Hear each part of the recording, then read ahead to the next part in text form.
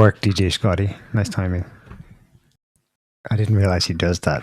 Does what? He waits for the right pitch in the music into the intro, and then he's like, hit it. No, I just did that today. It's just today? Just for fun. Okay. Alrighty then. Welcome back, Adam. It's good to be back. Yeah. Yeah. You were missing. Yeah. Well, I was going through some changes. Yeah. And oh God. turned into a unicorn there for a little bit. Yeah, last week Muhammad the Gay Unicorn stood in for he was great. He was fine. Yeah. But I'm back. Yeah. He's full MAGA, that unicorn. Where do we want to start? Well, the biggest news of the week is involves a question to Adam, our chief Our resident MAGA insider, has it been worked out exactly how much freedom was lost with the passing of Hulk Hogan? That was actually a sad day. Well, how much freedom was actually lost, though? What percentage? I would say probably 23%. That's a lot. Not sure. That's tragic. That's you can come back from that, can you? I don't know, Can man. we rebound from that? Because I mean, the shirt ripping at the GOP. Yeah. You know, after Trump won and everything, Yes. that just propelled it. That was Into probably what into the stratosphere. Absolutely, it was stratospheric. Capped a you know. long career. I mean, you can't really Can't top replace that, you know. No. But yeah, Did he die young? 71, yeah. That's fairly young. That's young. That's young by today's terms. Yeah. Hulk Hogan. I wasn't into. Were you into? American. I wasn't a big like wrestling fan, Okay. but that said, Everyone knows the Hulk Hogan. everyone knows Everyone likes him. He was super entertaining, and I did watch some of it because it is like a he turned it into an event. Like, yeah, it's like, it's got a script and but it's like a play for Americans. So he is a star actor. Yeah. Okay. So it's like you take Shakespeare, but you throw in some wrestling, and there you go. Same thing. Could this be like a bad omen for MAGA? Or are we going too far with that? How much of a cultural moment is that? I think you could say that it coincides. The end of an era. Yeah. Because, yeah. And, it was not just him. It was also Ozzy. And Ozzy had a huge thing with... Ozzy's an Englishman, though. Well, yeah, but the effect that it had on American counterculture... Oh, yeah? Black Sabbath? Yeah. I don't know how you'd quantify it. Biting the heads of bats. Yeah. Yeah. Very important for... Yeah, he's probably very well known in the US. Like super celeb. Right? Yeah. He Shoot, he had his own didn't like it, show. his stuff, but Black Sabbath are like the first metal band. Is that about right? Yeah. And yeah, counterculture. So early 70s or even 60s. 60s. End of an era as well. Well, yeah, it was amazing though that he gave performance like in a wheelchair. Like 2 or 3 days beforehand. Yeah. That's crazy. Must have been jacked up.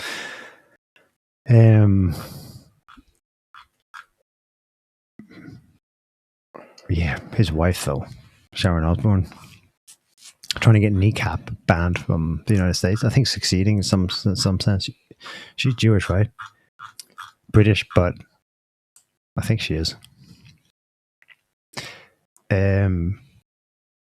speaking of celebs and getting people banned, the Epstein Saga continues. Don't know how much time you want to spend on this today.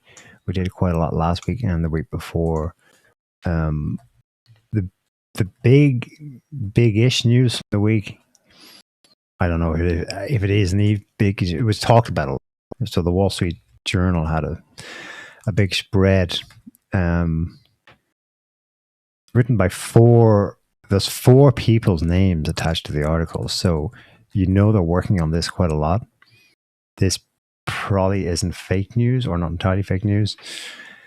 Namely that Trumpsman is named in the Epstein Files. There's no more details than that, of course, but so this is at this point it's no longer the momentum of pressure from below. Release the files. That's not what it is anymore. Now the Epstein Saga is mainstream. It's kind of been weaponized the other way around, such that our local newspaper this week had a headline about it, like in a different country, Wall Street Journal, Justice Department told Trump in May. I suppose that's kind of the bombshell, because that timeline fits with the changes that were taking place in May. Because prior to that, it was Pam Bondi saying, "I've got it on my desk any day now," and then switcheroo.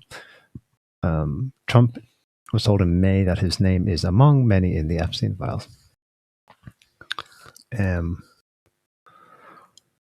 Scroll down there. You should read the subheading. It's probably the most important. Okay. Bondi also told the president at the meeting that the Justice Department decided not to release more Jeffrey Epstein documents because of the presence of child pornography and the need to protect victims. Yeah, that's obviously there. Yeah, that was said in the memo as well from last month, as to why they wouldn't go further with it, or was there one reason given? Yeah, but it's just, this whole thing is very people keep talking about the Epstein files. Can anybody define what the Epstein files are? Release the files. What files? Everybody talks. It's gone on so long that people talk about it, are talking about it like they know it. Like they're talking to me like they know me, and they don't. Like, even we're here talking about the Epstein Files, and I don't think any of us here can actually define what they are. Oh, I can. Yeah. What are they? You've got grand jury testimony. You've got the original FBI investigation documents. You've got the original police file reports from West Palm Beach County in Florida. Right. You've got the depositions of the 40 girls from Florida, and another 200 in the southern district of New York case that Comey oversaw 3 years ago. And then, Ghislaine Maxwell, I don't think they're considered Epstein files, but her case as well. There's a whole. Well, nobody knows what those files show. You're just naming files. You're giving names to files, but not what the files actually are. Isn't that the point? People want to know what's actually there. Yeah. Well, it's just this. Like, you give like depositions by these girls about that they were trafficked by Epstein. Everybody knows that he was trafficking girls, right? That's known. But this whole thing of the secret Epstein files that nobody's allowed to release, and Trump is named in the Epstein files. What are those? Do you know? I don't know. He's looking at me. I don't know. You said you knew, but that's why I'm asking you. No, I know what they're named as in the media, but no one ever asks. But that's what I meant. Nobody actually knows what they're actually talking about when they say release the Epstein files, as if it's like exactly. It's almost like it's almost like they say it as if they know without saying it, as if they know what if released you would get, but nobody can actually tell you what you would actually get. You know what people want to see from them. They want to know who the girls were trafficked to. They want VIPs named, and then that would spark maybe something along the lines of or witch hunt. Except there's no evidence. Except there's no evidence that they were trafficked to anybody. Right. Epstein's is accused and was sent to prison for basically manipulating young girls into. There's a reasonable assumption though, because dozens, if not hundreds of them at any one time were on the island when dozens, if not at some point, hundreds of VIPs were also there. Hundreds of girls and hundreds of VIPs at the same time on his island? I think, well, dozens anyway, yeah. I mean, the girls all have stories of going there. There's only 40 of them, though. In the first There's Florida only 40 case. named. Yeah. But they whittled that down to 40. I think the original police was getting into hundreds. Mm-hmm. And it was 40 by the time West Palm Beach said, hang on, we're being slammed from all quarters right where we are. So they sent it up to the feds in 2006. Mm-hmm. And that's when Acosta shut it down, because I was told he's intelligence. Mm-hmm. But they were under such pressure there. I think 40 was like, yeah, a whittled, a kind of a solid case. Mm-hmm. Yeah. That surprised, that stunned the local AG or prosecutor Mm-hmm. that it was being, she was getting such pushback. She's like, no, this is a really open and shut with these four. I mean, Yeah. To prosecute Epstein. yeah. And then he got He got charges whittled down he to got a one count. house arrest, basically. Yeah. Yeah. But the assumption is that with some of his other connections and the people he was involved with, as well as the situation with them finding the cameras all over the place and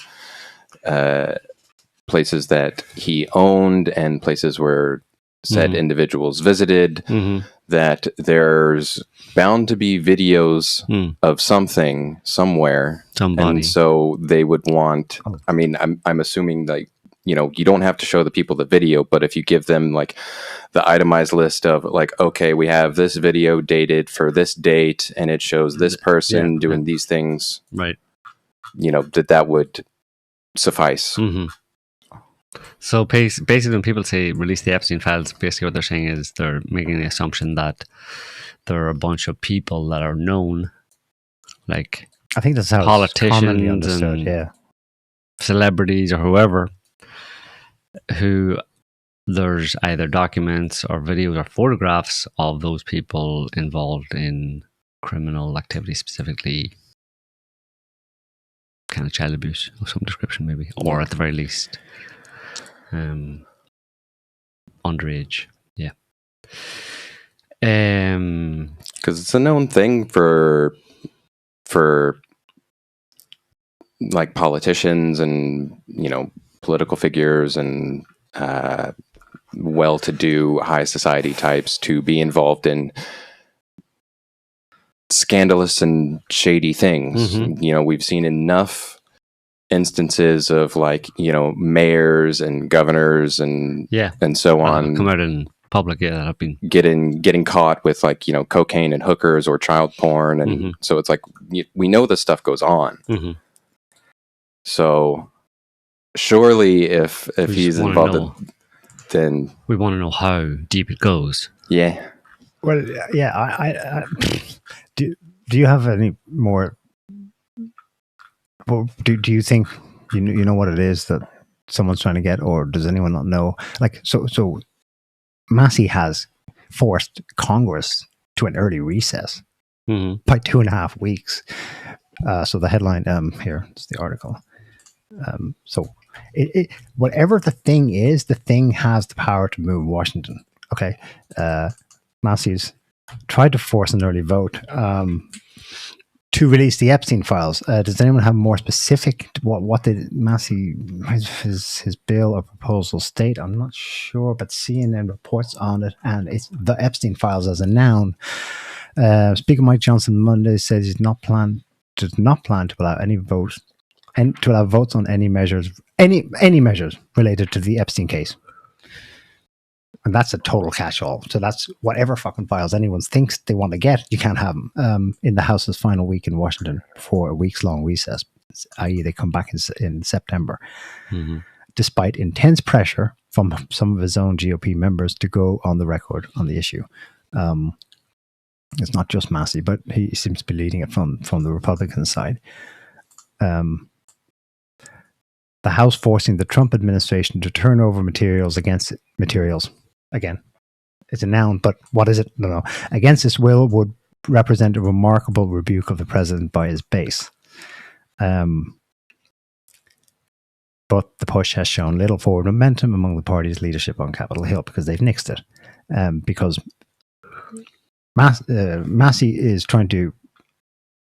He knows they would vote no if they had a vote, but he wants a vote held because he remembers that it wasn't just a Trump thing, that it was a totally uniform GOP thing last year to get, quote unquote, the Epstein Files released or some kind of disclosure or closure on this whole thing. But he wants to show up the whole Republican Party as fraudulent, as having all gone back in their promise. He's trying to, if anything, he's trying to shield Trump a bit, arguably, because Trump's the only one getting the flack for this shit, but he wants Congress to, as a whole, to get the flack. All of them. He's being equal opportunities. Okay, he's still pushing through, though. So that failed Monday last week. That's 6 days ago now. He's now teamed up with Ro Khanna, Democrat, in the House. And again, it's not going to go anywhere. But Massey says he wants more from the Epstein estate. So this is not the files per se. Yes, he's joined Ro Khanna to try and subpoena Jeffrey Epstein's estate for documents related to his case. So it's another tack. It's another set of files. It's no longer the single noun, the Epstein files, which is a catch-all for all kinds of things. What's interesting about that, it's not going to get anywhere either. But this is him playing off this major kind of what I thought was a dirty breadcrumb dropped by the Wall Street Journal the week before, when they published the contents of what they said was a birthday letter to Epstein, allegedly written by Trump way back in 2003. It's the bawdy letter, the bawdy birthday card. That's all it was. No big deal. But again, it's the Wall Street Journal, and 3 of those names who wrote it are 3 of the 4 who wrote this expose, this leak, if you like, that we're finding out that Trump was told in May that he's named. 2 of the 3 and the 4 apparently wrote and published a book, which is what the Wall Street Journal is getting this birthday card stuff from. Trump went ballistic. He said, I'm going to sue Murdoch personally, because he had apparently called Murdoch personally before this was published. Telling him not to do it. And they must feel confident that Trump's not going to win a libel suit, because they're not only went ahead with it, but they went ahead with this too. So, what did the news then? I referenced it before, but the news is that the MSM keeps dropping the breadcrumbs. They keep. You would think Trump just gave him a godsend and said, "You know what? There's nothing to this. In fact, it's dangerous. Lots of innocent people, and anyway, it's just pedophilia." You would think they would all go, collective sigh of relief. Good, that's put to bed. No, they're keeping it going. The Epstein Saga continues from the top. Wall Street Journal, New York Post, etc. They're keeping this. Because they're focusing on Trump. Yes. Trump got hoisted on his own. The Guardian, here's an example. You're seeing this all over the place now, probably because there are tons of them.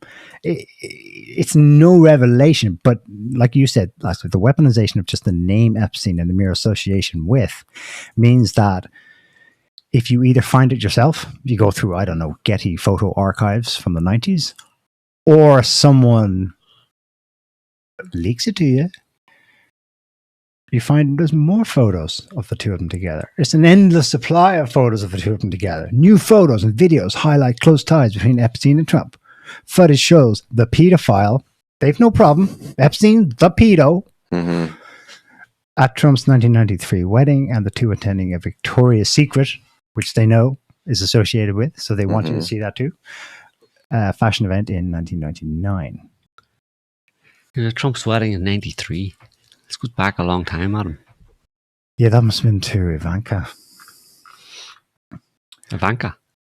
Ivana. Ivana, yeah. Ivana.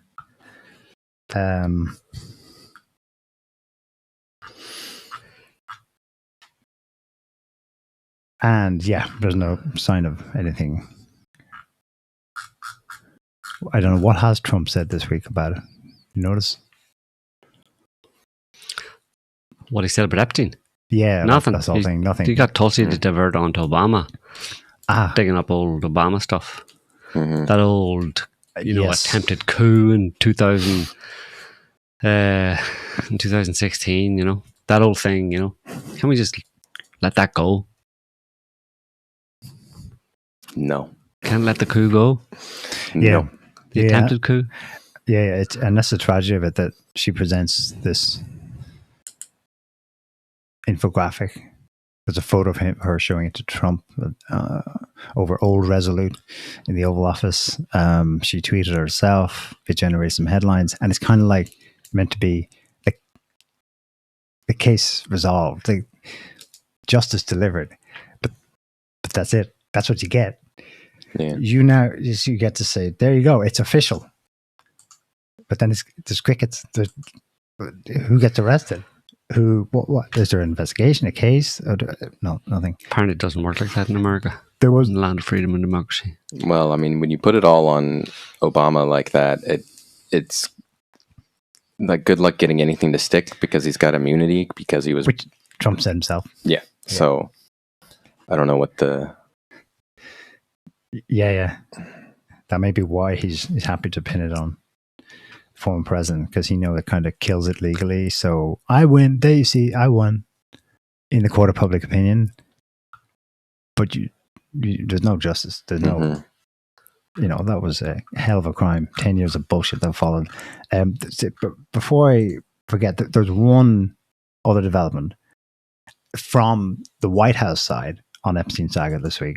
Maybe Trump himself is quiet, but this happened. Not a good sign. I'm not sure what it means myself, but it doesn't. See what you think. The DOJ granted, Department of Justice granted Ghislaine Maxwell limited immunity during a meeting last week. What does that mean?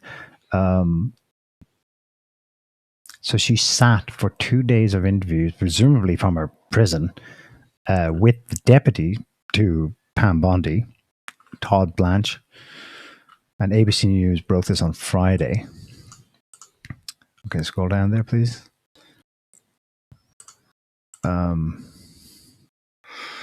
Interview comes as Trump faces significant pressure from his base to reveal additional information about Epstein.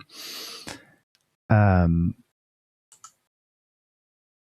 Hill has contacted the DOJ for comment, so apparently that's it. That's all we heard. But Maxwell's lawyers gave a statement.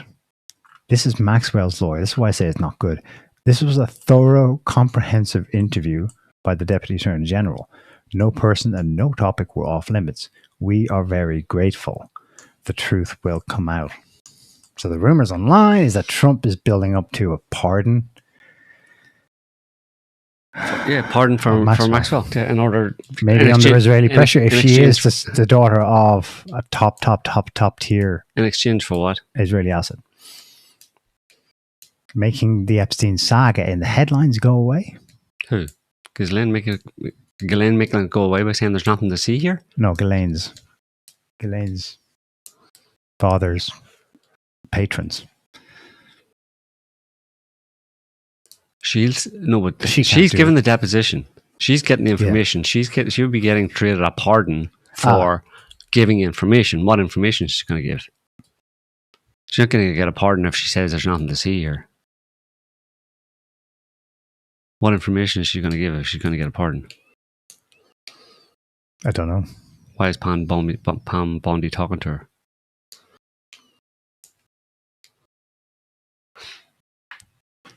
I don't know. Any guesses? Yeah, no. I was trying to figure that one out myself, as to what end. Where is this going? I mean, limited immunity. She was apparently doing an interview for 9 hours, and her lawyer also went on to say that let's see.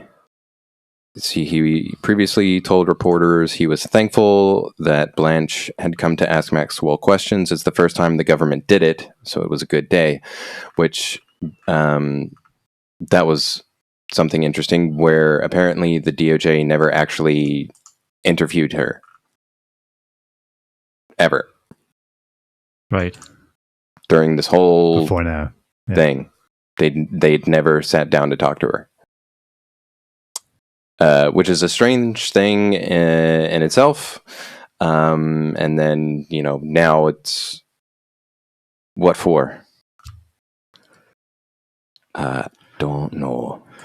Well, she's Well, given information. She's meant to be given information about people connected to Epstein. That's why they're talking to her. Well, ostensibly. No, officially. Yeah. That's the reason, right? Yeah, it is. No, yeah. Yeah, the Hill specifies to reveal additional information about Epstein. That's what they wanted. About a pardon, Marcus, her lawyer, was asked by the Hill whether it was brought up, and he said no. Trump was then asked, and he revealed too much. He says he kind of protests too much. He says, "I'm allowed to do it," and then qualifies that, but it's not something. It's something I haven't thought about. Yeah. So separately, what's going on in the background? She is appealing to the Supreme Court. Yeah. The DOJ is formally opposed to that for now. Yeah. I suppose there's information on more than 100 people connected to Jeffrey Epstein that she's actually reportedly provided information on in closed-door meetings with the Justice Department this week. So there's 100 more for your list. Release those ones too. And all the rest. Dump it all out. Tell us who the bad guys are. Put them in jail. And then we'll be quiet. And then we'll be fine. Yeah. And then it'll be good. Yeah. And then we can move on to something else. Yeah.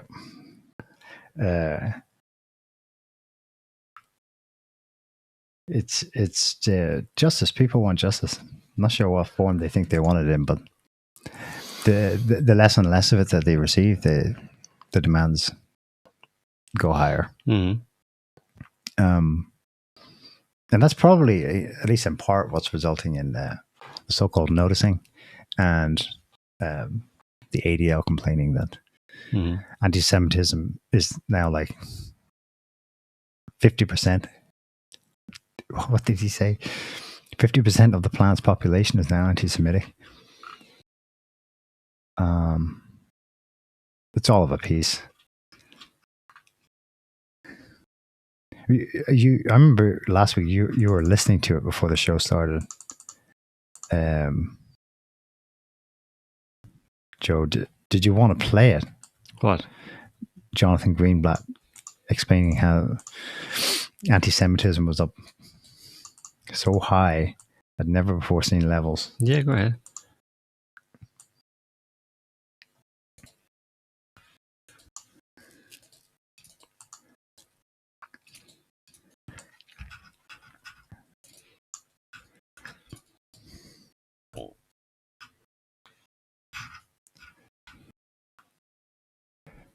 So we run surveys every 2 to 3 years, like a sentiment analysis to try to gauge how the majority population feels about Jewish people. So in this case, we do a domestic survey in the United States. And what I can tell you briefly is that we've been doing these surveys, I should say, since the 1960s. So we have a lot of information, a lot of longitudinal data.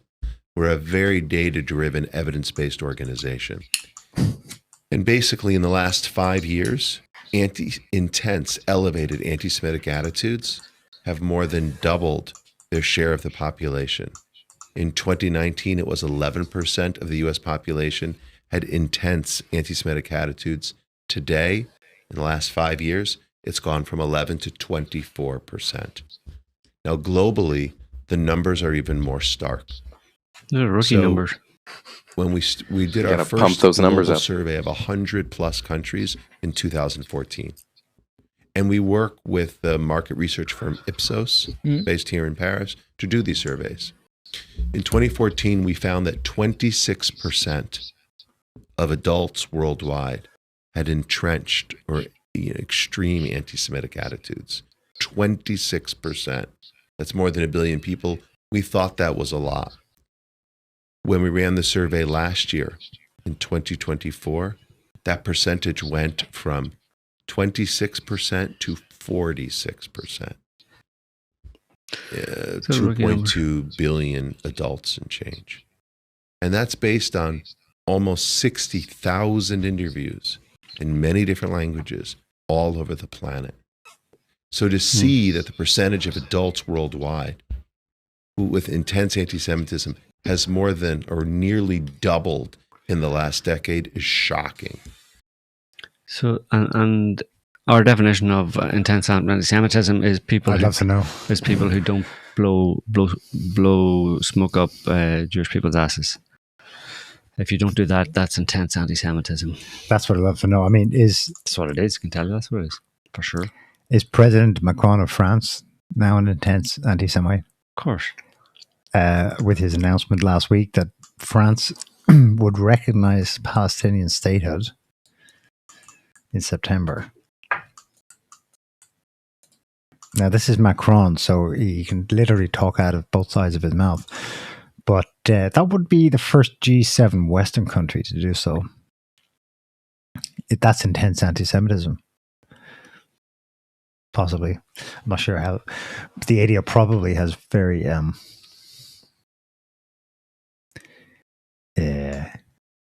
low threshold for it. So let's hold on and see how he worded it, because he often says two things at once. Well, that's going to finish it. France will officially recognize the Palestinian state in September. Okay, to make the announcement at the UN General Assembly in New York. That's usually late September.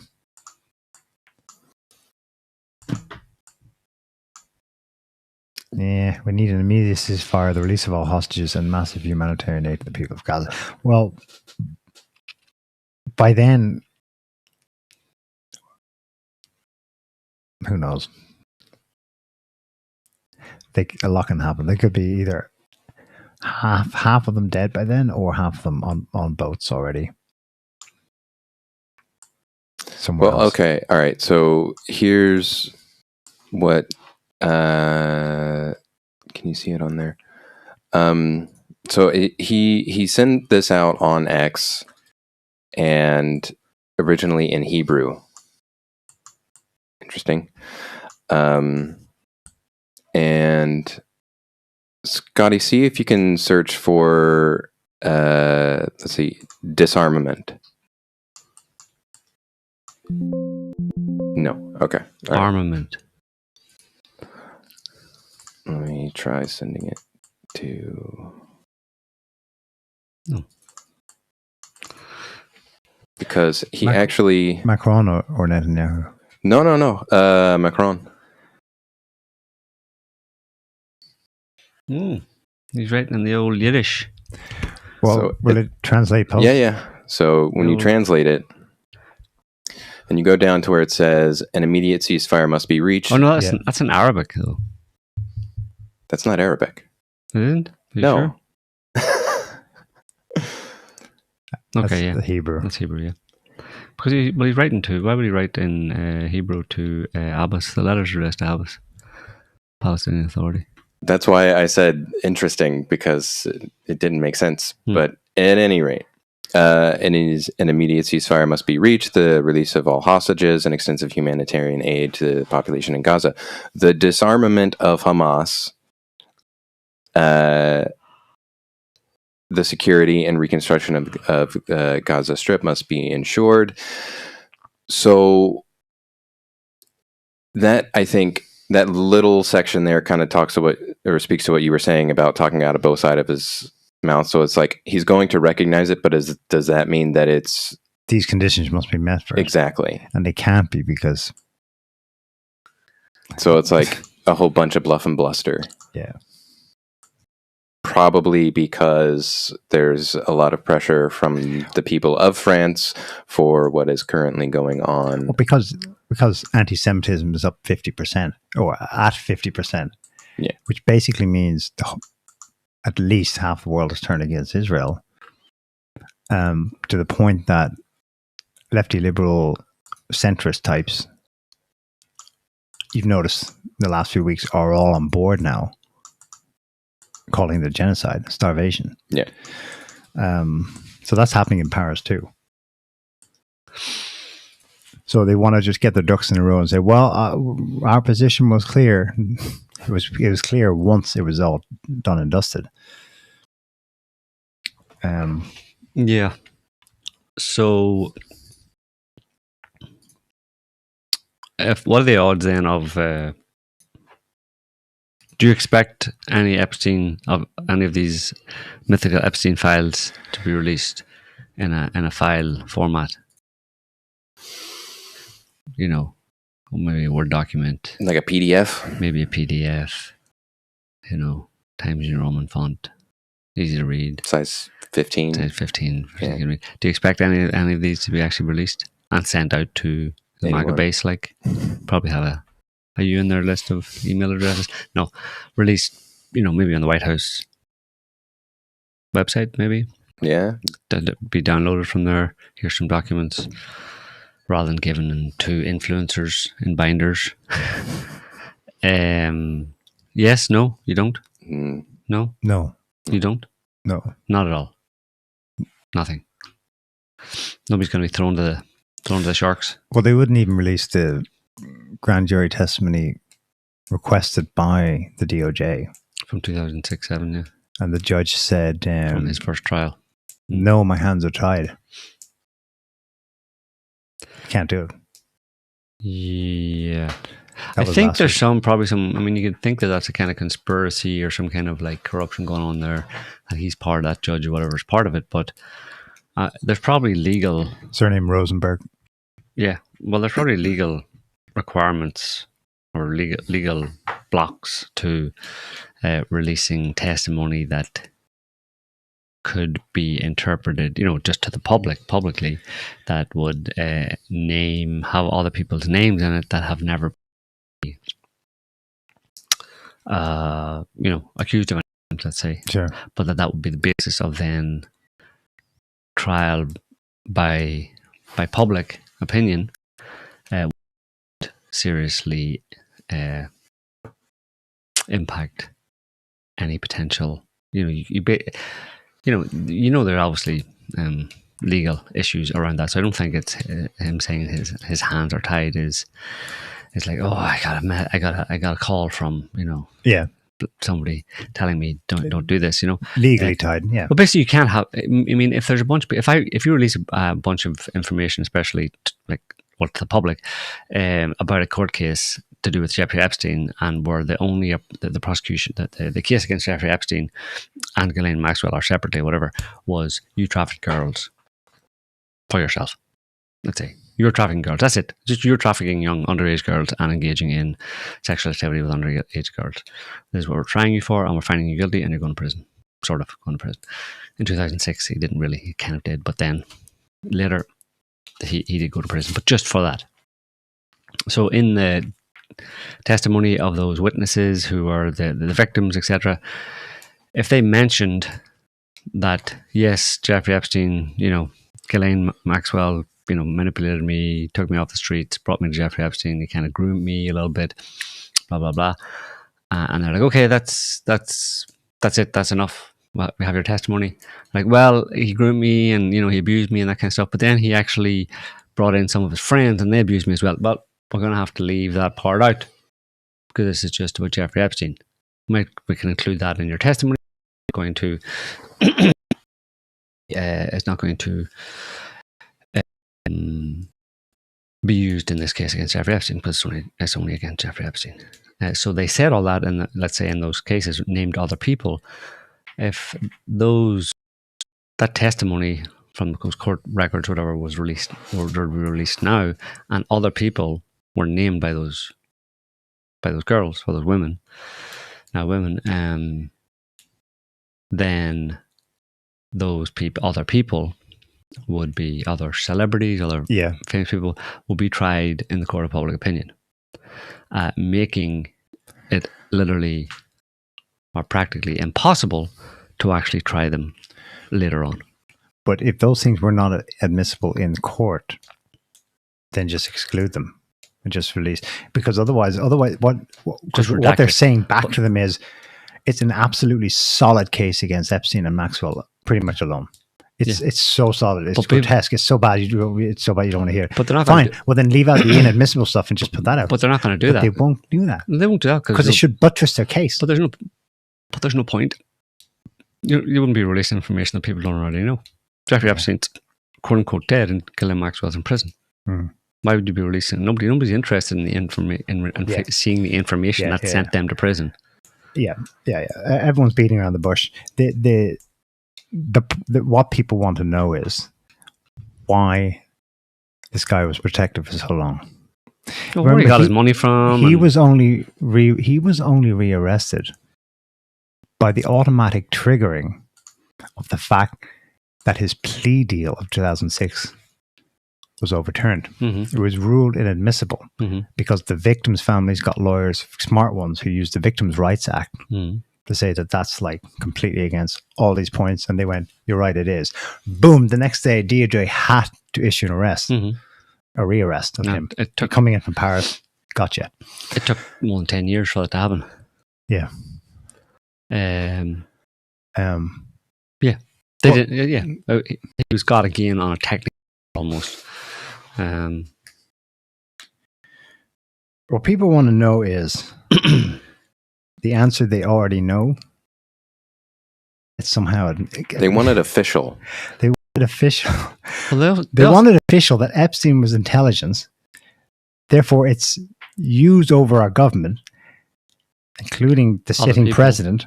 And the sitting president goes, "No, you can't see it." And then they go, "Well, that's only confirming our semi-subconscious theory that there's a foreign occupation going on here. So tell us." No, we can't give you that. And it's the subconscious feedback loop is, it's fucking Israel, isn't it?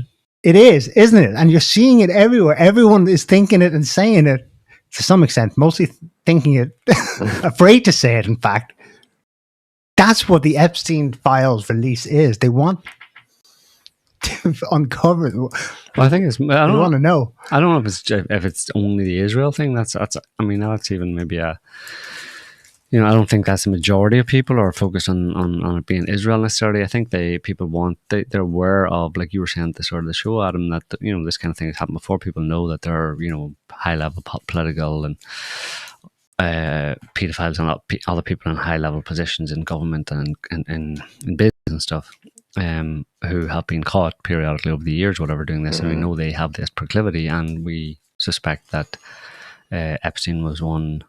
Everybody suspects that Epstein was kind of like the point man in a trafficking of this kind of activity, and making it available to these rich and famous, and we want to know who they are. It's kind of like you want to root out the scumbags, from your society. And it makes sense because if you look at the way that you're, speaking as myself as an American, and speaking for other Americans, for all of them, represent Adam. Speaking for all Americans, when I say that our government is run by shit retards and psychopathic degenerates, and so we want them out. Not only do we want them out, we want them punished for what they've done to our country.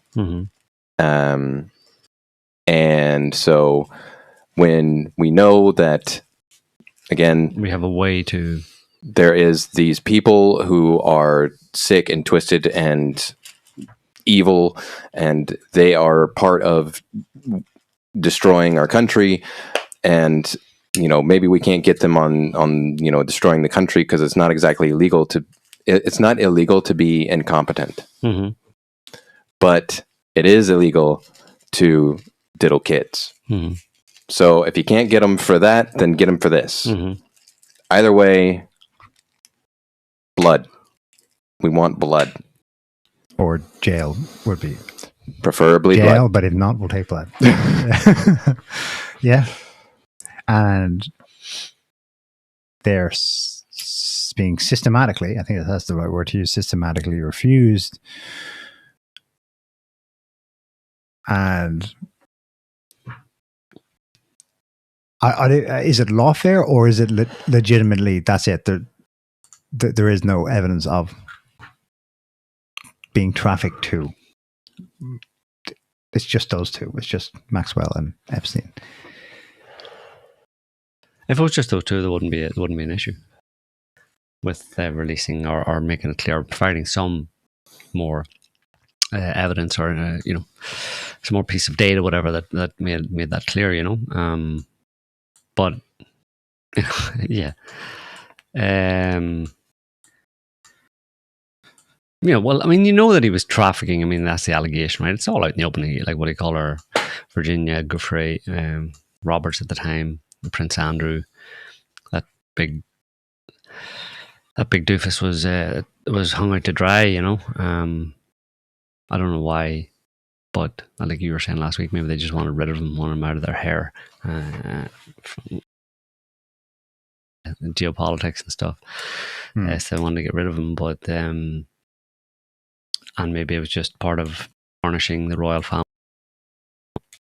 social aspect of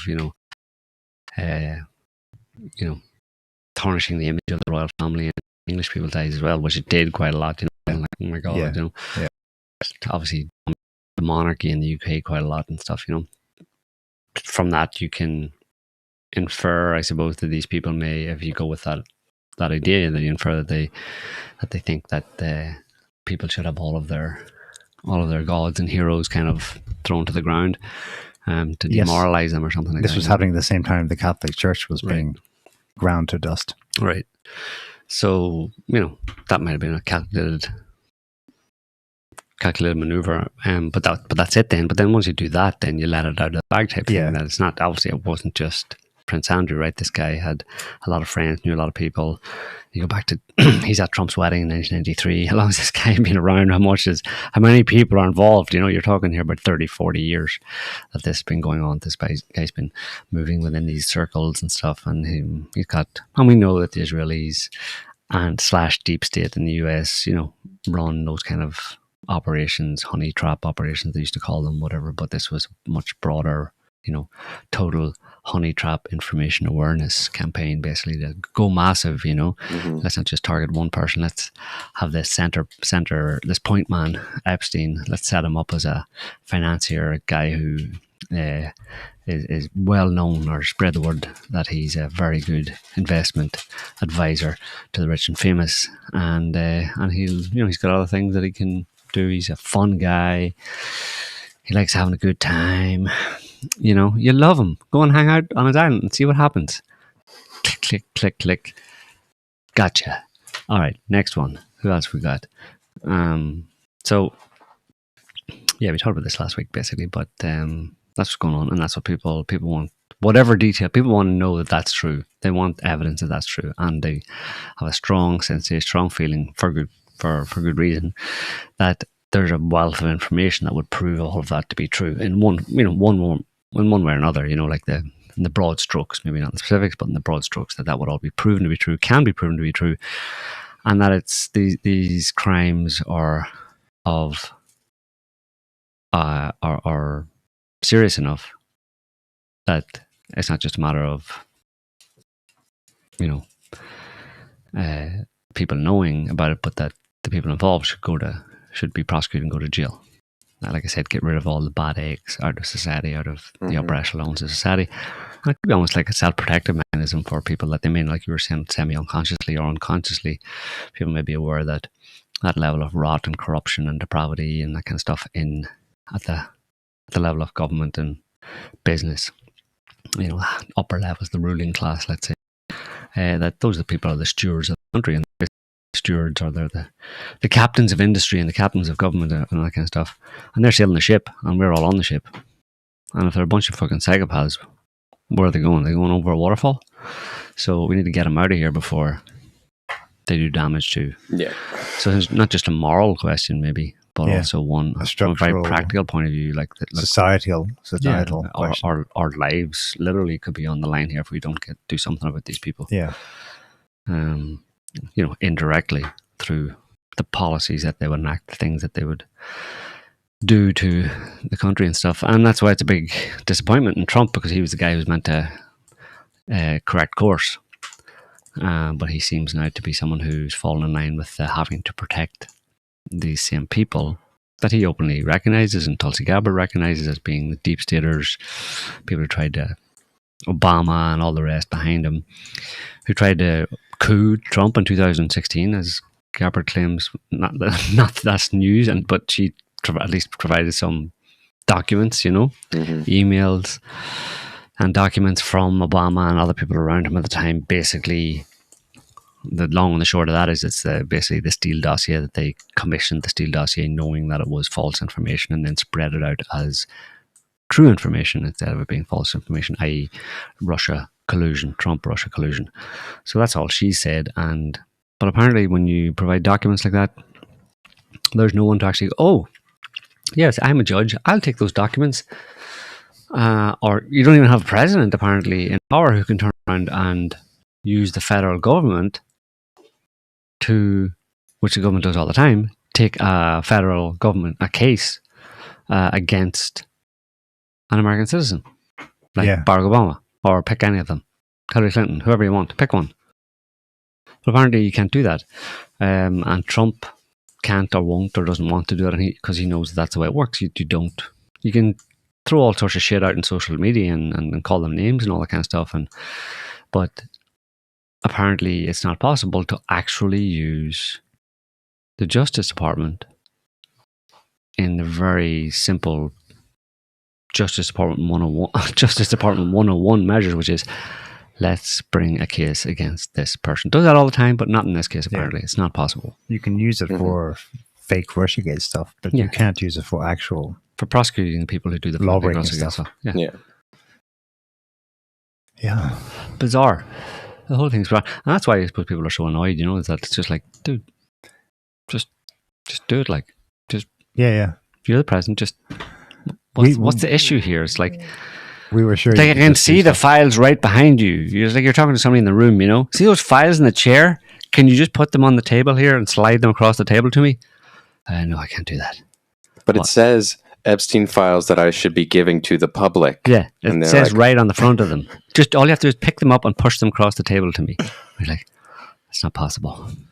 No, actually, it is possible unless you've just had your arms amputated, which I clearly see that you haven't. Can you please just pick them up and put them on the table? Yeah, it's too difficult, too complicated. That's not what they're saying. What they're saying is, what files? Right. Well, that's and then they're saying, the Democrat hoax files. Oh, you don't want those. Right. Because that's bad. That's actually better. That's not very good, obviously, but it's better than actually openly admitting that there are files and then saying you're not going to release them because you don't have any reason to not release them. So it's much better to say, those files, you just get them and throw them into a fucking wood-burning stove. Yeah, they don't exist. But they were right there. Well, they did exist. They did until you threw them in a fire. Yeah, but let's move on. Didn't you see all the awesome stuff I did this past 6 months? I solved. Yeah. I brought peace to the entire world. There were 17 wars that were brewing. That were happening, actually.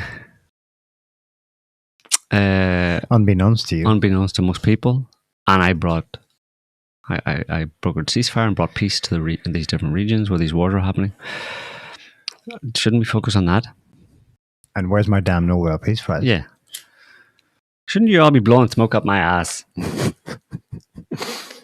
that what you're here for, you people? I would love to if you would just give me the damn files. Yeah. So, it's a standoff. Yeah. And it's a Mexican what standoff. Do they figure? People will just forget about it. They're hoping. Well, they can't right now, like I said, because the MSM keeps it ticking over.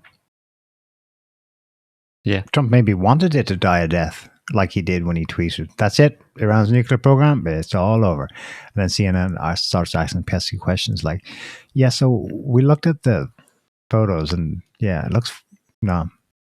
What? Shut up! It's done."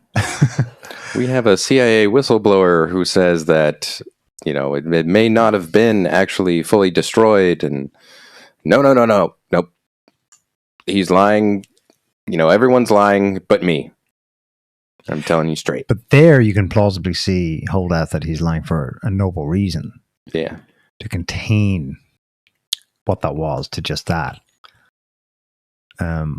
Here, he's still, especially with this Wall Street Journal breadcrumb, he's still personally implicated. Or the appearance that he is still a hot topic.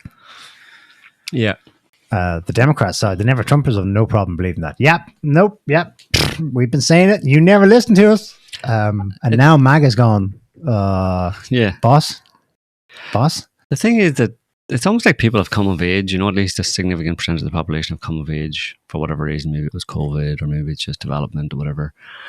But they've come of age and they're no longer children, and they're demanding to be respected and treated like adults, not like children anymore, the way most governments have always viewed and treated the ordinary person. And the governments aren't prepared for, kind of like parents aren't prepared for disclosure. Kids going from, cute 7 or 8 year olds to annoying 16-year-olds who tell them that they're full of shit and they don't know what they're talking about and demand that they, think they know better and stuff.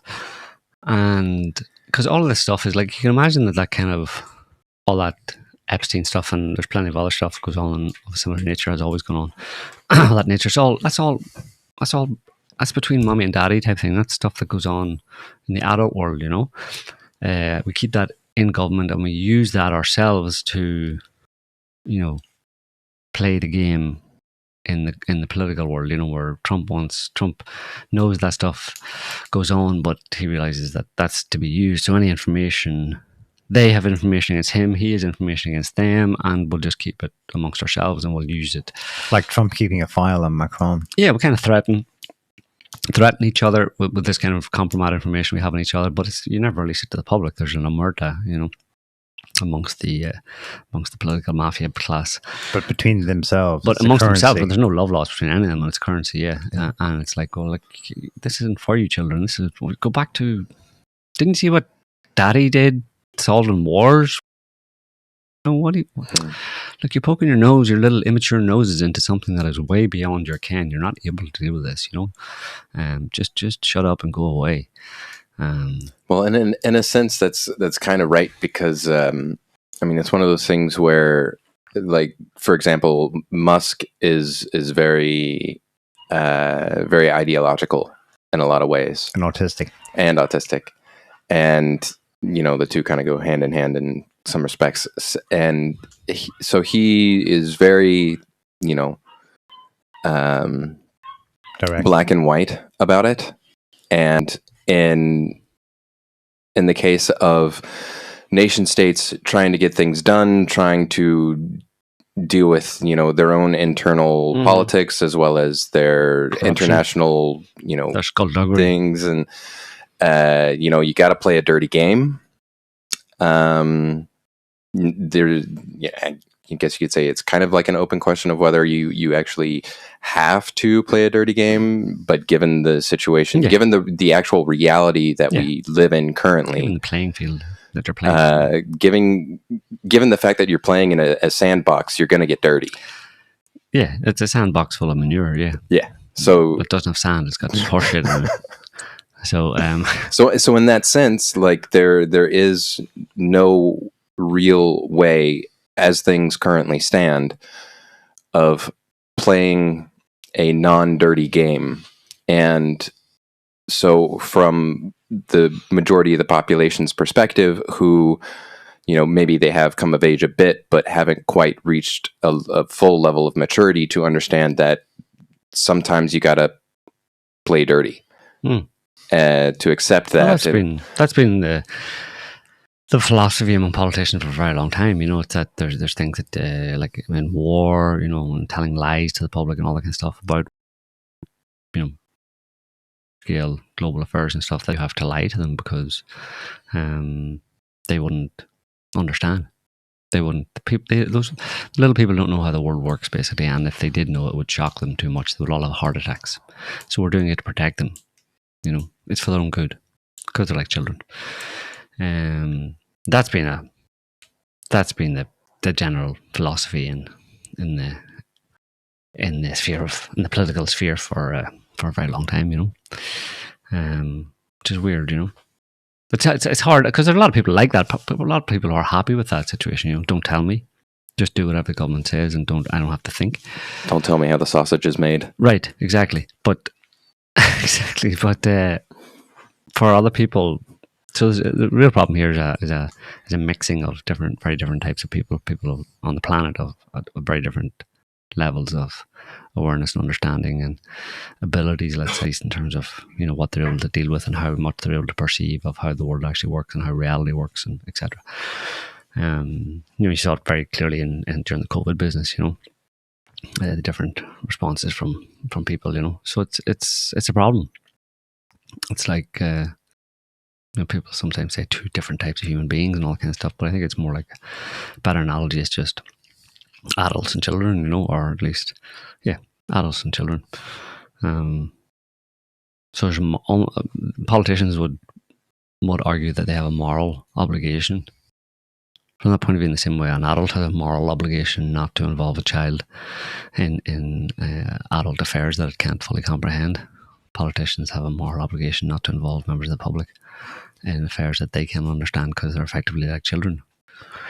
Good analogy, but the adults in question are raping children. Yeah, of course. Yeah. Well, maybe not all of them, and maybe not the ones who think that way. Like, I mean, it's like I wouldn't use too broad a brush in that respect. Yeah, they're all at it. They're all doing it. But they did all cover up who did it. That's what they're like. WTF? He should be an easy one to hang out to dry it. Like who? Well, Epstein. Yeah, but that's because that's part of the way the world works, and you don't necessarily have to be you have to be an active participant in how the world works to understand how the world works that way. You know what I mean? Don't tell children about certain things because don't expose them to certain things because that's beyond their ability to comprehend. It doesn't mean that the parent who decides that is actually involved in those activities. No. But they're keeping the reality of those activities from children. It's just that it's been taken too far to the extent of like, well, now I can't tell you anything and I have to lie to you about everything. Mm-hmm. And I will say that it's for your own good, but really it's because I'm doing things that you wouldn't like. Yeah, when the parents themselves get corrupted by it, then things just fucked. Yeah. It's all going down the tubes, yeah. Sooner or later. Yeah. It's all going to fall apart. So, yeah.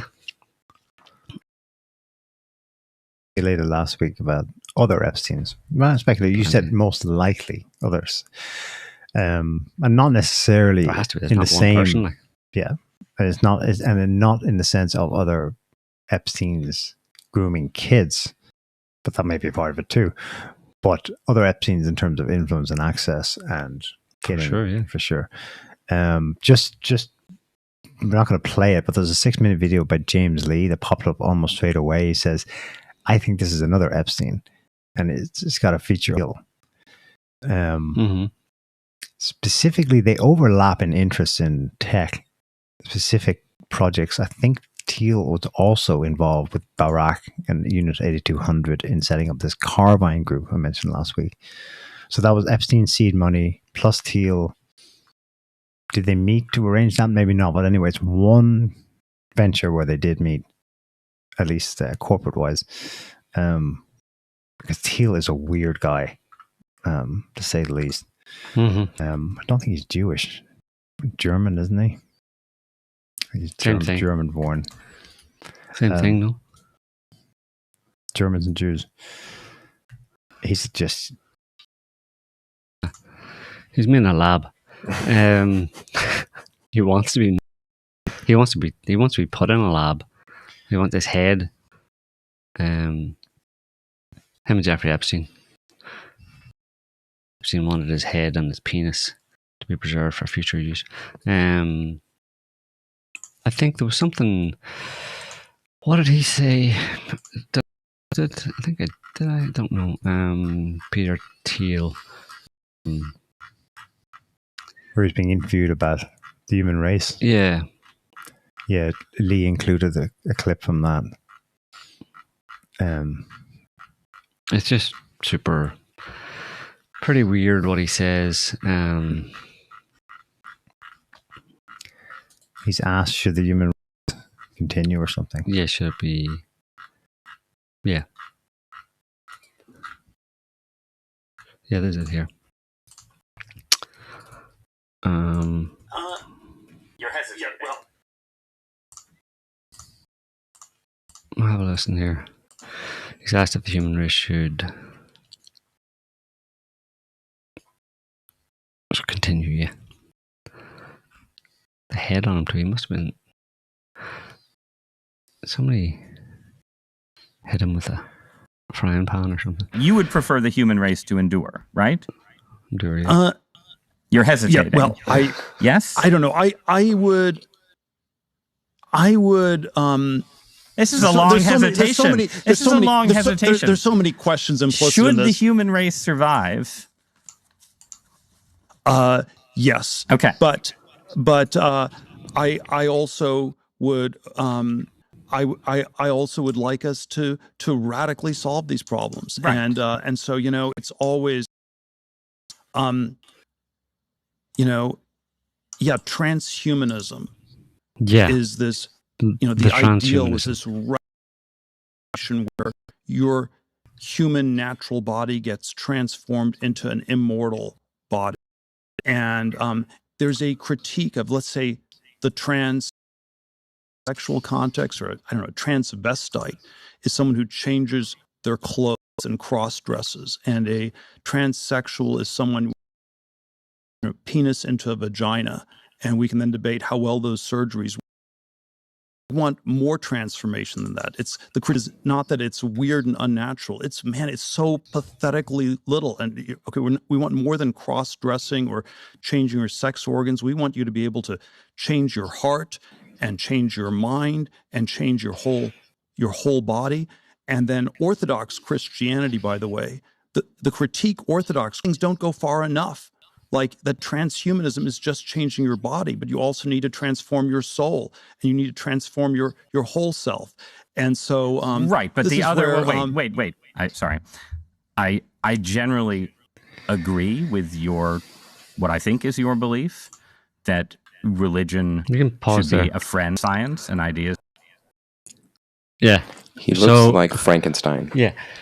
So Or Frankenstein's it's monster. a good example of someone whose head's up his own arse, With a lot of money and power. and who, but it goes beyond that. Who he has bizarre understandings. I mean, I suppose they're all informed by his interpretations of certain things are informed by his bizarre perspective and worldview. Like he thinks that he used the example of transgenderism. He doesn't critique that or say that that's bad. He says it doesn't go far enough. It's a good start, but not just turn your penis into a vagina or vice versa. But let's add on heart, lungs, brain. Let's turn them into something else as well. And Mind. it's the whole the transhumanism thingy. I like the trans. I want to be, and then he thinks Orthodox Christianity. He tries to bring that in as if Orthodox Christianity says yes. Orthodox Christianity agrees with me when I say this, because Orthodox Christianity also says that you're meant to transform yourself into something even beyond the human form. It has to be a spiritual transformation. And that's where we're on a continuum here, So the pathway to the full transformation as described in Christian, spiritualist doctrine or esoteric doctrine of that's the ultimate transformation. And Becoming Superman. And it starts with, well, that's not becoming Superman. But so he totally misunderstands that, like, what Orthodox Christianity or Christian spiritual teachings are, that they would totally reject the idea of focus on materialism and the flesh and yourself and transforming that, and in favor of transforming the non-physical part of yourself, i.e. bettering yourself from a non-materialistic point of view, you know, your consciousness, let's say. But he thinks, somehow bizarrely, that Orthodox Christianity, well, I don't know why he mentions Orthodox Christianity, but Christianity, let's say that's their teaching. Their teaching is that the pathway to spiritual transformation and growth and develop is to start with by becoming transgender. That's step one. That's in Christian, in the Catholic or the Christian or Orthodox canon. Somewhere you could look it up and it'll tell you that, you know, step one is to turn your penis into a vagina. Yes, do that, and then move on to your other body organs, and finally your brain. Not finally your brain, but then your brain, and maybe just get rid of, because, like, you know, you want to sacrifice the flesh. You know, you want to give up the flesh, or in favor of the spirit. So in his mind, that would mean, well, so you mean I want to get rid of as much of my flesh as possible? Well, he's like, I'd be totally up for, like, you know, just like, if we can do it, you know, just I get rid of most of my body, just leave my head in a jar, you know. I'm good with that. Would that make me more spiritual? Because I have actually sacrificed a lot of my physical body in that process. I'm becoming more spiritual now, you know. And then eventually just take my consciousness out of my head and put it in a computer, and then I'll be God or something, right? That's these people, the understanding, apparently, that's their understanding of spirituality and religion, religious teachings. And that apparently when he reads that stuff, that's what he gets out of it. It's so... And he's meant to be smart.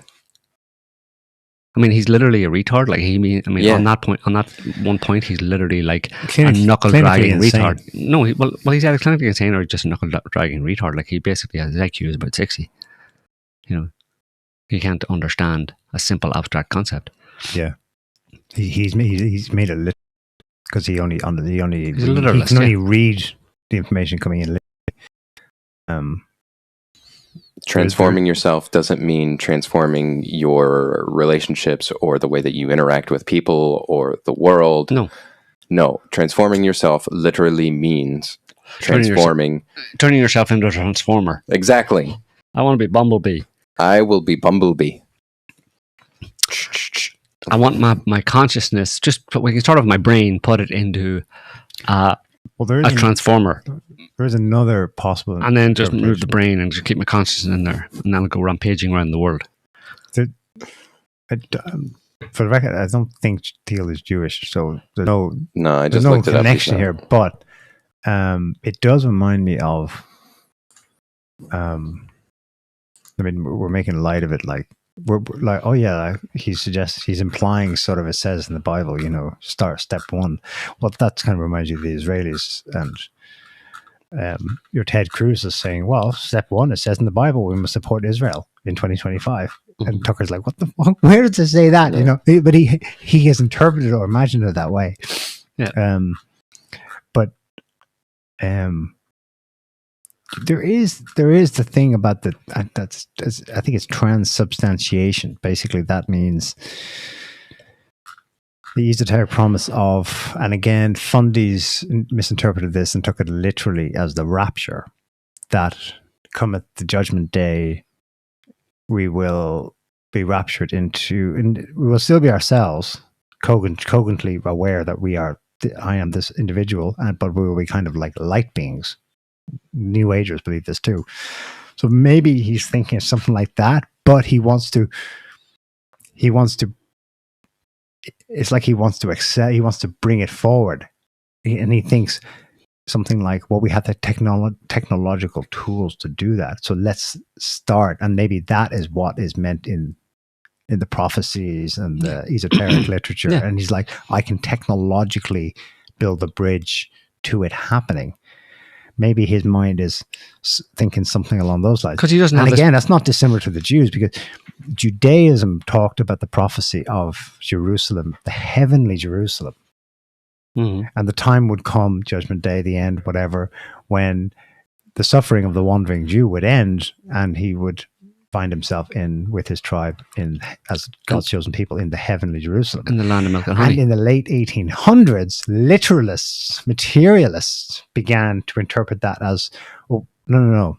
It looks like what God really meant to say was, if we start physically building it, we'll have a bridge, and then maybe somehow we'll merge with. But we need to usher it in, and that's still a major theological dispute today. You've got Jews in Israel itself who are like, I want nothing to do with Zionism because these heretics have materialized and literalized what was a metaphysical cosmology. But every single founding father of Zionism was an atheist, an avowed, openly professed atheist, including Benjamin Netanyahu.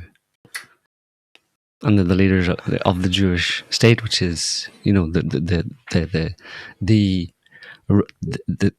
guys who said 3,000 years ago, God said he gave me this land. Yeah, these are the stewards of Christianity, effectively, right? Yeah. These are the people. These are the original Christians, right? Or no. Yeah, it never makes any sense. Nobody actually looks at that enough. Like, how could they be Christian when they're Jewish? Well, that's what gets me is when people say, when Christians will say that Jews are God's chosen people. It's like, you said you were a Christian. What does that mean? It means you, as a Christian, are God's chosen people. That's it. So there can be no other chosen people if you, as a Christian, are that chosen person. No, it's the Jews that are chosen people. Christians aren't chosen. Yeah, they are. By who? God never By said. you. By me? By you as the believing Christian.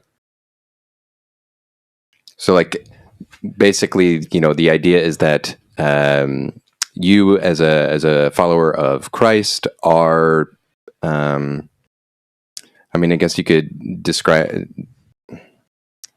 say that it is just because you're baptized. Basically, you're not chosen. It's like the Jews that talk about the chosen stuff. Christians don't talk about themselves being chosen. No, but it is implied that you have come to the truth. Exactly. And the fulfillment of the promise of the Old Testament is now complete, and now this is the final product. This is the final.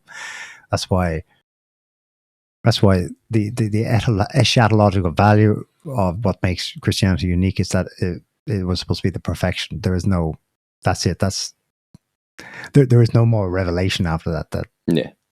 Yeah, but Christians don't see themselves. No, they don't go around touting. No, as different as chosen amongst all other people, and explicitly chosen. But that's the difference, because the Jews will say we were chosen by God, and the Christians are saying, well, anyone can be chosen, right? Any one individual can be chosen. It's not that they're chosen. Christians choose. Well, yeah, and Jews are chosen.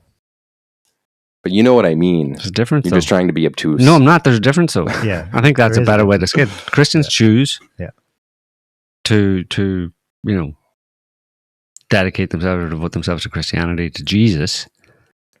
And Jews were chosen by Yahweh, who's not a Christian God. Did you just... He just spat after saying that. Oh. You have to. You can't. You have to spit. You have to spit the word Yahweh out of your mouth, lest it cause you some kind of an ulcer or something. You may want to go back and play more of that, but I just want to put this up because it's on that topic of transhumanism. It should be pointed out there's a key similarity between the two men. You'll remember this. Jeffrey Epstein wanted to freeze his head and penis after dying. According to the New York Times. They're uber materialists. He was, he was intensely interested in the controversial transhumanism. And these people are materialists because they literally are materialists. They are material. They're materialists. Yes, exactly. It's not that they choose. They after deliberation and thought of all, competing arguments, all that kind of stuff, decide that materialism is the one true way, the philosophy, let's say, or a belief system or whatever that best maps to reality. It's all they can see or know. Exactly. They It's can't their see. limit. They can't see anything That's else. why That's they're why actually they go low IQ Right. retards. Yeah, in that sense, because they're limited in They're their on a ability whole to see. different spectrum that's like over there. Yeah, they're limited. They got blinkers on, basically. They have their limiters. Their there's limiters. human, their body, their genetic their body comes consciousness. with limiters that are built in. Right. They can't actually pick up any other. Right. And of course, waves. they would be best at operating in the material world. Not that the world is only material. But they're trying to make it so. Well, they're trying to make it in their They're image. maximizing or capitalizing or leveraging their materialistic mindset to increase their power and influence in the material world, right? Because that's all they see. They have nothing else competing within them that says, well, maybe you shouldn't do this. Maybe that's why his interpretation of, he looked at Orthodox Christianity and he could only see it through a materialistic mindset. He literally couldn't understand any of the concepts in any Orthodox Christian or esoteric or spiritualist text. He doesn't understand it. Well, it doesn't mean anything to him. That's also why he had that long pause when asked if he thought that humanity should continue existing, because, well, I mean, all we're doing is really just making the planet all dirty. Exactly, yeah. And we're just material bodies, and what's the point? And saving grace is like, because we have these bodies that die, grow and die and stuff, and the only possible way out is your mind, is your brain or something like that. So take your brain out and put it in a jar, and hopefully, but the best they can do is like assume that your consciousness can live on, because if there really are strict materialists / atheists, particularly, I don't know if obviously you could have a debate between a materialist and an atheist. A materialist might have a few differences between that and between their perspective and that of an atheist, because an atheist would be like, well, it's all finite anyway. Yeah, consciousness is going and there's nothing after death or whatever. Yeah. But I think atheists could easily be brought along to that materialist paradigm or materialist mindset, where like, no, hang on a minute, you can actually, there is kind of life after death in a certain sense, death of the body. Your consciousness can be taken out and it can be, transferred down some wires into a computer, and then you can be put into the cloud. It can be the put Amazon into cloud by Wi-Fi, as someone commented. Right. and then they just run around doing stuff in the cloud. So, to the extent that they believe that, there's maybe a bit of a crossover in a certain sense to spiritualist beliefs, you know what I mean? To the extent that they accept or believe that consciousness can survive the death of the body, and that is an enduring thing, and the most essential thing of any person. The body is disposable and expendable, obviously, but then you take that too far, and then you suddenly no longer have any respect for human life, and you think that that's him being asked about should the human race continue or endure or whatever. Maybe they have and he thinks he says no, because it's just a bunch of human bodies, So like, and maybe that's true in their case. Maybe they have a terror or knowing that they won't have any consciousness, no I that survives. No, they believe they believe that they will, but they need some kind of technology to hold it. I don't think anybody. This is getting a bit philosophical and stuff, but I don't think any atheists are stupid people as well. They're fundamentally kind of low IQ people, because it's self-negating for anybody to genuinely say or believe or insist that after their body dies, that their consciousness dies and they no longer exist. It's like, what happens after you die? Well, nothing. Where are you? Nowhere. Well, neither of those things exist. Nothing and nowhere don't exist. So you can't actually be nothing and nowhere. So those people are just stupid. I suppose giving credit to Thiel here and other transhumanists, they at least accept, the natural understanding that consciousness is not a physical thing, and therefore when your physical body dies, it doesn't necessarily die and can continue on after death. But hardcore atheists would be like, nope, nothing. Just nothing. And then what happens when everybody dies? Well, then there's nothing. And what about when, all the planets die? And where do we all come from? Well, they're Big Bang Big Bang enthusiasts as well, right? And then so what happened before? What happened before Big Bang? What was there before Big Bang? Nothing. Okay, and they're happy with that. I mean, anybody can be happy with the idea of nothing. Is stupid because it doesn't exist. Nothing doesn't exist. Never has. So trying to force your brain into that, your big square brain, your big square head into that round hole is just stupid, So anyway, got off track there. Carry on. Do you want to? No. Hear more of that? Okay. I just want to run through some news items. We don't have to dwell on them. But what about Israel? Exactly. Speaking of Israel, I thought it was. It got published last week, but it was 2 weeks ago that Netanyahu was in the US for the third time. He got on a podcast, the Full Send podcast by the Nelk Boys. They're Kyle Forgard and Geared and Aaron Steinberg. Poor lads, like they just shot. Trump was on their podcast. You know the Full Send podcast? Maybe. They're big in the US. They do pranks and stuff. It's like Joe Rogan for maybe 30-year-olds or something.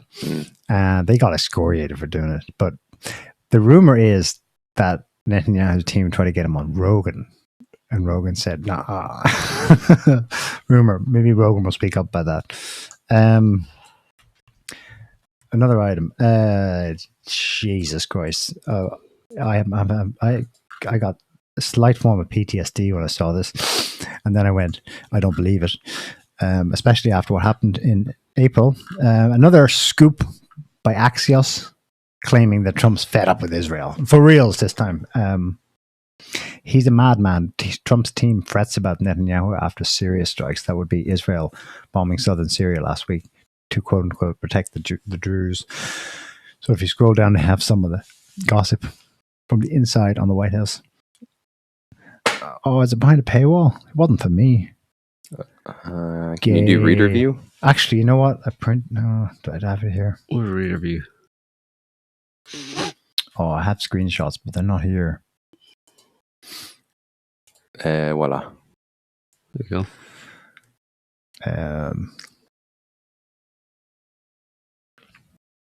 What are you looking for? So the quote from the source in the White House: "The feeling is that every day there is something new. What the bleep?" A third U.S. official said there's growing skepticism inside the Trump administration about Netanyahu. A sense that his trigger finger is too itchy and is too disruptive. Netanyahu is sometimes like a child who just won't behave.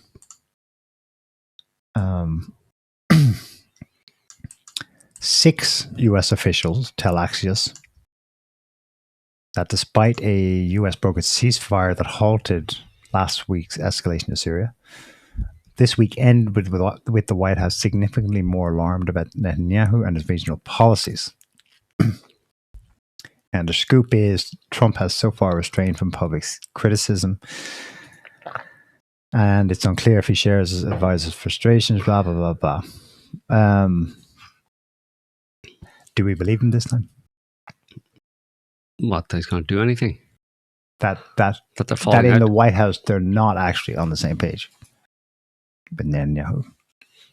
I would say, no, they're definitely not on the same page in terms of, they're on the same page in terms of, Israel being their, as we keep saying, their unsinkable aircraft carrier in the Middle East, and is very important for American hegemony and regional control of the region, but regional control over that, of the resources there, but and thereby the world. But what Netanyahu does and doesn't do of his own volition, all that kind of stuff, may not at any given time be something that they approve of, but how to go about it, you can agree in the general dynamic, but not the specifics, But he, on the day that he started bombing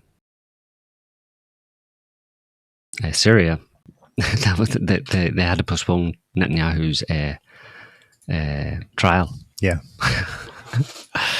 A trial which centers around money from Qatar, which is so rich, given that that's number one attack weapon they're trying to hit. Yeah. Mainstream turning noticers on the right in the US. Tucker, etc. Yeah. Yeah. So so you read that and you go, oh. And then you read this and you go, oh, okay, business as usual. Trump declares that the US is pulling out of UNESCO, citing anti-Israel bias. Among other things. Didn't really, they mentioned that, but didn't. It's kind of cradle to say, highlights that, but that was one thing they mentioned. But it was generally about just UNESCO being, kind of like US aid, basically. Okay. The policies and the ideologies that they push are not in line with with MAGA, including anti-Israel bias. But yeah, this whole thing was on a timetable, was on a schedule.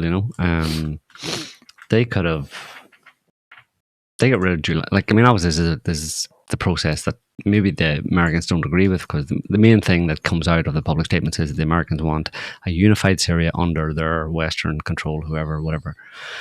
But a Syria that's no longer a threat to the West, and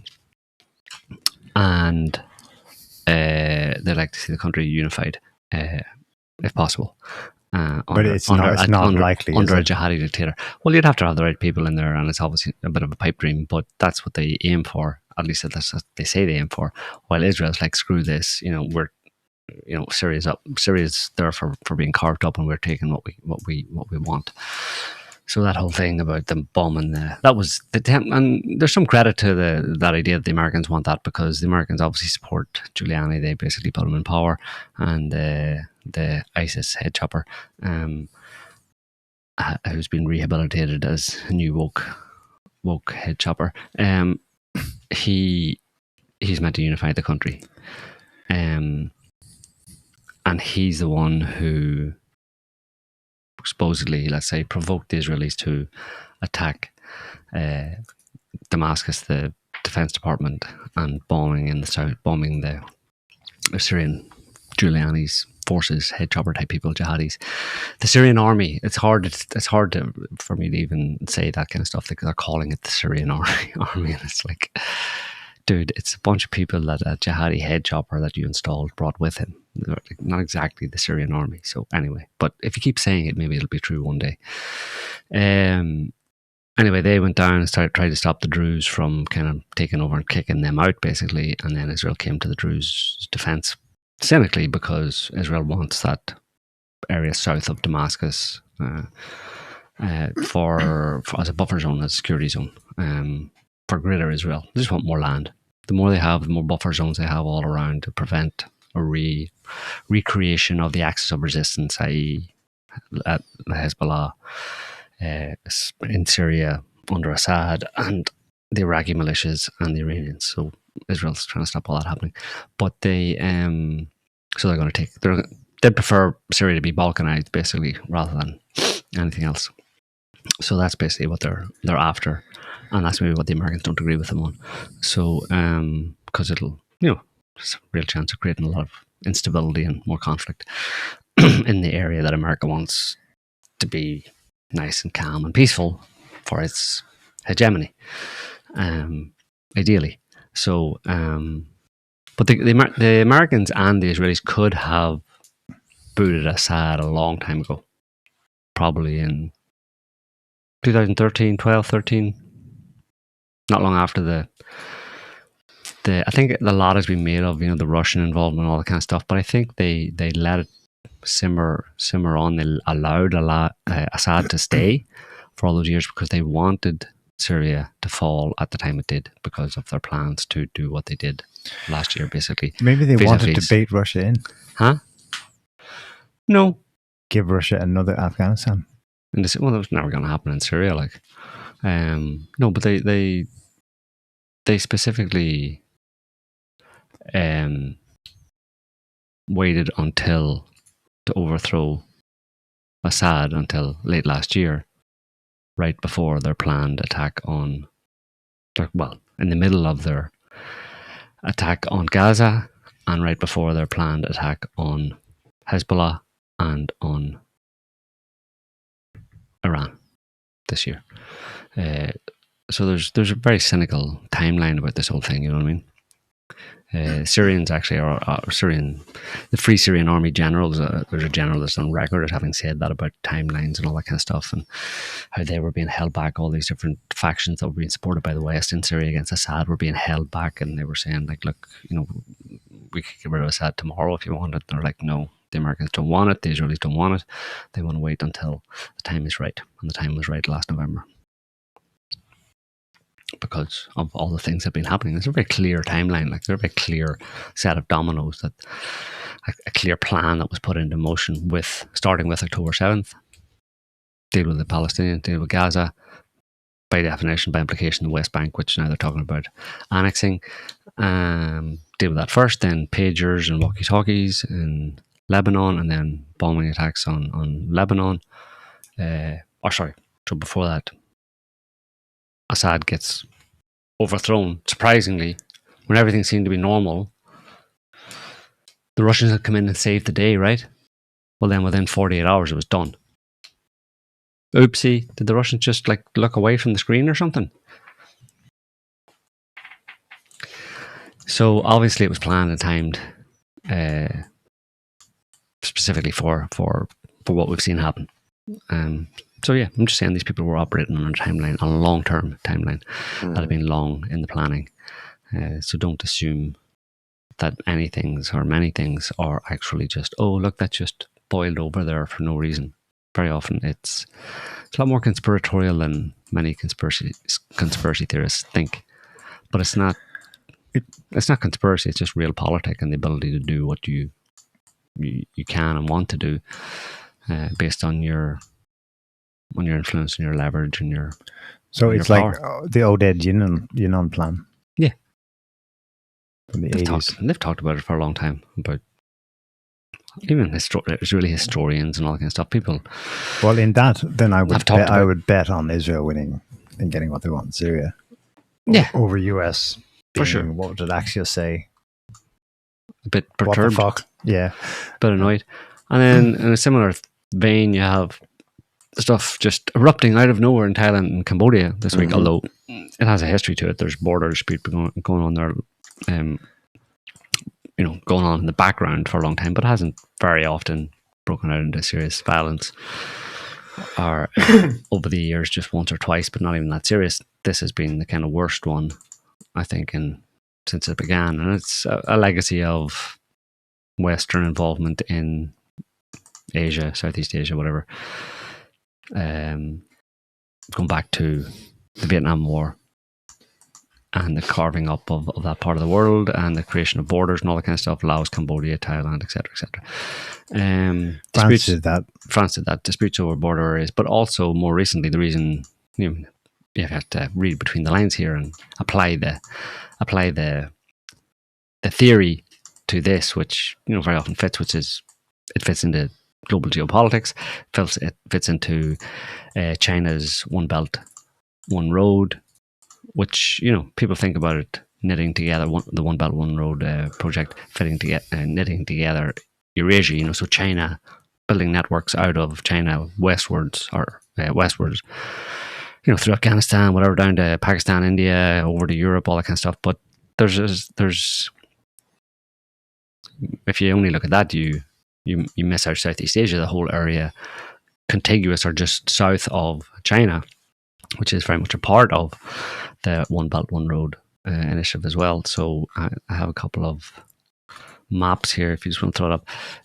So it's basically China's vision is basically seamless connectivity, freight, tourism, multipolar trade. But there's 6,000 mile long pan-Asian railway set to transform Southeast Asia.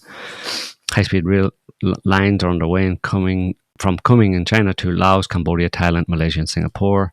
The China-Laos line is operation. The China-Thailand line is under rapid construction, with Bangkok Nakhon leg on pace for 2026 and full connection to Nong Khai by 2030. Cambodia's lines are next, linking Phnom Penh and Ho Chi Minh City to Bangkok and ultimately to China. But that junction, the Cambodia-Thailand border, is exactly where the war just broke out. So if you just go down to the pictures there and just click on the left one first, so you'll see Thailand, Vietnam there, and the routes. That's Central Route, Western Route, Eastern Route. These are China's roads. So as much as the One Belt One Road goes westwards towards Europe, it also goes south towards the Southeast Asian. Is the right hand of one the borders dispute close to where that? Absolutely. Go to the next one. Right. Go to the next picture. There's Thailand and Cambodia. So you've got the Eastern route, the same Eastern, Central, Western routes. And there you have Cambodia. I mean, it doesn't really need, I mean, it's along the general, it's kind of like, I don't know, you can see it there. It's basically, it's kind of central on the Cambodia-Thailand border there, just between those two regions, you know, or two routes. So it obviously has the chance of presents the possibility of destabilizing that whole, you know, because for those kind of routes and those kind of networks to be set up, you need stability, you need countries to be friendly with each other, and et cetera, et cetera. So it's in the Americans' interest, for the West's interest, let's say, to disrupt that in whatever way they can. So it's you're just inferring from what's going on that this is very likely has something to do with Western governments. I mean, it's not that it's going to necessarily stop any of that happening, but they'll try, because as we know, when the West finds itself in that kind of position where it has opposition to its hegemony, then if it can't get what it wants by force, then it just kind of tends to set fire to places, you know, in various different ways. So yeah, that's probably what's going on there. But a saving grace is that Trump will come in and solve that war as well. Oh, he's been on Truth Social already. He's done it. He said peace now, all caps. Peace for like now, the or else. 12th time this year. Yeah. Thailand officially told them thanks, but no thanks. Cambodia, on the other hand, right, said sure. Cambodia seemed to be the ones who started it. I wonder if that was where it came through. Yeah. The Cambodians, the Thais have been tend to be a lot more friendly towards a lot more trade and investment, reciprocal investment and trade and stuff with China, whereas the Cambodians tend to look eastward, look westwards, tend to be more aligned with America and the West. So it's obviously a nice little flashpoint. Thought this was funny. This is Ursula von der Leyen and a few of her European friends arriving in China for a state visit or something like that, or some kind of a. Let me see. International Airport in the early hours of July 24th. Chinese President Xi Jinping will meet with President Costa and President von der Leyen, while Chinese Premier Li Qiang will co-chair the 25th China-EU summit with the two EU leaders. The summit takes place as China and the EU mark the 50th anniversary of diplomatic relations. They came on a gay. They arrived on a bus, and nobody to meet them. Show up on a gay bus. On a gay bus, and just in a 3-star hotel. Here's your 2-star hotel room. See you later. I'll call you later. I want to meet you. Yeah, Chinese don't take no shit, you know. Good job. Well, that's all they deserve, given that they don't actually represent Europeans.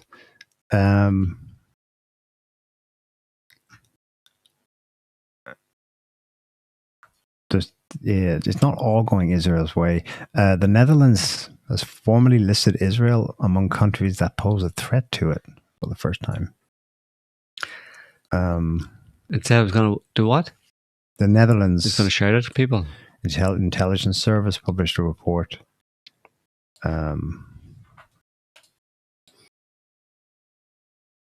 lists Israel as a country that poses a threat to the Netherlands. And the threat was to do with, I think, disinformation. Dutch security agency accuses Israel of attempting to influence politics, public opinion through disinformation. Might be to do with the fact that the ICC is located there in The Hague. You scroll down, we'll see exactly what was said.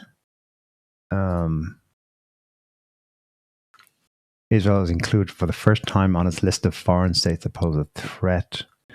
The reports released by the Dutch Counterterrorism Agency. Document titled Assessment of Threats from State Actors points to efforts by Israel to manipulate Dutch public opinion. So, I mean, that's just quietly reported. I didn't see much of that in English-speaking media. This is from the Turkish news agency. So, naturally, the Muslims will pick up on this. Then, separately, across the border, Belgian police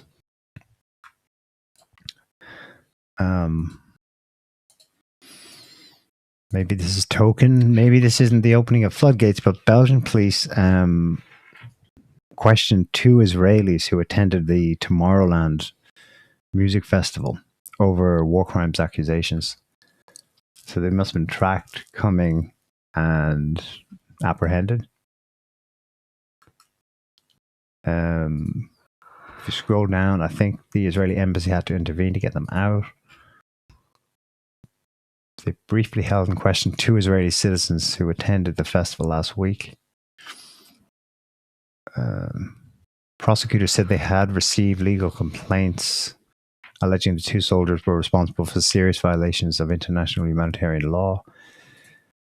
At the Tomorrowland Festival. Yeah. The stage at which burned down on 2 days before it was going to open. Yeah. Nice. Yeah, them Israelis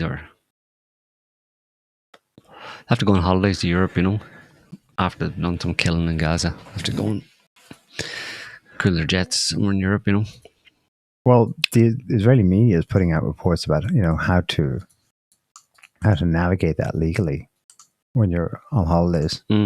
Like, don't go to these places. If you go here, let the embassy know first, stuff like that, because they're braced for a lot more persecution. They probably see it. Yeah. They should redefine the term anti-Semitism as being, or an anti-Semite as being someone who dislikes the Jews too much. Mm-hmm. Well, someone who calls them, what it is really is someone who calls them out for crimes. Somebody who hates the Jews too much, then you're an anti-Semite. But is there a right amount? Yeah. There's a right amount. Yeah. And that's just normal? Exactly. Okay. So we have to redefine anti-Semite. Someone who hates the Jews too much. A Jew hater would be an anti-Semite. No, it's someone because someone's a Jew. No, it's someone who hates the Jews too much. Too much. The Jews, what? All of them? Jews, too much. You know, like apple Jews, orange Jews. Oh, stop. Can't take you boys seriously.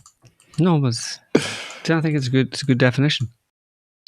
Yeah, but what's too much? Huh? What's too much? Whatever you got can be defined. But okay. It's just like you're going too far. Yeah. But then their threshold. The point is the baseline. Crazy. The point being the baseline is hatred of Jews. Yes. Right. Everybody should. Yeah. But you're an anti-Semite if you go a bit too far and hate them too much. But in general, most people don't hate other people. So it's a phantasm. It's phantasmagorical. It doesn't actually exist. Just dislike them. but yeah, just Or like not well disposed towards the Jews too much. dislike. Too ill disposed towards the Jews. It's more like, Look, it's fine to be ill disposed towards the Jews, okay? Tucker Carlson was, But just don't be an anti-Semite and going too far. All right, go around saying nasty things about the Jews, calling them all sorts of names, accusing them of being, controlling the world and being in control of the banks and the media and all that kind of stuff. It's fine. You're not an anti-Semite. Just don't go any further than that, because then you will be one. Okay? Okay. Can we all agree on that? Okay. Okay. It's a new rule. It seems like a reasonable rule. It's reasonable. Just don't go too far. Right. Simple. Just do the common or garden anti-Semitism. Not anti-Semitism. Common or garden. Normal reaction to what bad things what they that do. Exactly. the Israelis are doing. There you go. Okay. so in 2021, when he was still at Fox, Tucker Carlson, and the media reported this as formally charged by the fucking ADL, as if it was a judicial legal institution. But that's the headline they went with. Formally charged sounds like, They were charged. oh, good God, the government has stepped in. No, the ADL said it. Anyway, the ADL formally charged Tucker That's of Yahweh. anti-Semitism Yahweh, in the court of in Yahweh. 21. And what was it over? And it was led by Greenblatt himself, because he sent a letter to the Fox News CEO accusing Carlson of espousing... It's just from even an indirect reference, something that has to be fleshed out to be properly, which Carlson would not have done. What it was accused Carlson of espousing the racist, in quotes, great replacement conspiracy theory during a segment positing that Democrats hope to replace right-leaning American voters with left-leaning immigrants. Now, I can imagine he said nothing about Israel or Jews. Oh yeah, no. He wouldn't have said anything. No, he would have. But this the thing about the threshold. Yeah. It's so trigger wired sensitive. It's so trigger wired sensitive that I remember in 2016, they went after Bannon with it because they knew he had co-written one of Trump's speeches about the globalists and draining the swamp. They found draining the swamp in 2016 to be getting too close to it. But of course, Trump never talking about Jews. Well, that's the old adage of the guilty flee when none pursue, Yeah. It's like if I say, just said to some Jewish friend of mine, which I have many, if I said to them there's been a spate of robberies around the neighbourhood recently, and they accused me of being anti-Semitic for saying that, I'd be like, oh really? But I'm stating a fact. There's been robberies. You are an anti-Semite. Yeah, keep going. No, it's like, if somebody accuses you of being anti-Semite, you go, really? You're telling me that I'm accusing the Jews of doing something that's happening in the neighborhood. Why would you say that? On topic, let's give a mention to something that was news to us. It's actually been about a year since it was first bruited, I think. Just put it up. We won't play this, but I want people to see it so they can check it out themselves. This was published by TMZ magazine. They usually do like celebrity stuff. Last week, it's a mini docu worth watching called 9/11 Cover Up: The Fifth Plane. Be like, well, what? I think this is anti-Semitic too, no? I'm pretty sure. No. So I found, I think, now. the original drop about. I mean, I'm sure people. I don't know. You were there. You were there in the early interweb war days. Do you remember anything about a fifth plane after 9/11? Not really. They kept that really quiet, huh? I've given you the wrong link. That's something else. It's unrelated. Totally unrelated. Speaking of Israel, I meant to go to this one. It seems that about a year ago, June 24. The Florida Bulldog, a local outlet in Florida, published, I think they were the first. FBI acknowledges it is actively investigating apparent attempt to hijack the fifth flight on 9/11. What, in 2023? Oh, 2023, 2 years ago. Okay. The FBI was investigating an attempt to hijack a flight 21 years previously? But I'm not sure. Scroll down. nearly 22 so it's been decades. The FBI has disclosed, so I presume that's contemporary with 23, that it is actively investigating a fifth plane hijacking. Huh? The Bulldog, so this outlet, reported the little-known story of Flight 23 last September. Okay, that takes us back to 2022, which included information provided by pilot, that's a photo of him there, Tom Manello, that he and other crew members were interviewed by the FBI that's the next day after 9/11, 20 years prior. The Bulldog, upon hearing this, I suppose, eyewitness testimony from Manello there, filed a Freedom of Information request for FBI records about United Airlines Flight 23 last summer. So 2022. The FBI recently responded by acknowledging that it has records about 23, but that they are exempt from public disclosure. Well, between this report and now TMZ has apparently been given the green light too. Yeah, but it continues to say there is a pending or prospective law enforcement proceeding relevant to these responsive records. And the release of all information can reasonably be expected to interfere with enforcement proceedings. Therefore, your request is being administratively closed. Okay. How does that even happen? That's almost like finding somebody finding a new piece of information, relating, indirectly or directly, whatever, associated with the assassination of JFK. And then I go, oh, that's interesting. I found this guy, and I didn't see this in any JFK, data or release of documents or no. I haven't read loads of books on JFK assassination. Didn't see this piece of information about this particular person. I'm going to send a Freedom of Information request to whoever, the FBI, whatever, to see if they have any information on it. Right? 65 years later or whatever. Yeah. And the FBI says, actually, there's an ongoing investigation into that death of JFK. Oh, really? Is there? Right. Well, I call bullshit. I think there isn't, but they said that to buy time to not have to publish anything about it. Well, now roll around 2025 and TMZ has basically published the story Probably of not all of the it. crew, maybe not all of it, but what the crew saw and noticed that day. Yeah, it was a fifth. It was a fifth plane. They probably had, I suggest they may have had others as well. Yes. Planes that were maybe more than, there might have been, maybe not that many, obviously you can't go too far, but there were other planes that may have been planned to be part of or as backup planes or whatever, that were part of the operation. And at least in this case, this alleged fifth plane, had odd looking Muslim type people on it in first class, who then all had to disembark because, including a man wearing a full burqa. A man in a burqa. Niqab. Yeah. And then after they evacuated the plane, because they heard about the 9/11 attacks, because they were delayed taking off, there was basically someone because the crew and the passengers left the plane, locked it up, walked away from it. And then as people were still outside of the plane, a few of them looked up, and a few of the cabin crew actually looked up and saw people. I think they said two men running down the plane, inside the plane, after they'd closed it up. Like, this is a certain amount of time after, maybe 10 or 15 minutes, they're still hanging around. Mm-hmm. So somebody had got back onto the plane, and not through the door, because they were right beside the door and it had been locked and all that kind of stuff.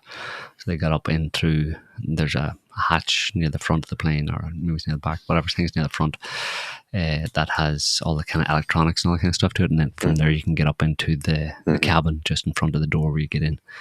So suggests that there was two guys got on there to remove certain things from that plane.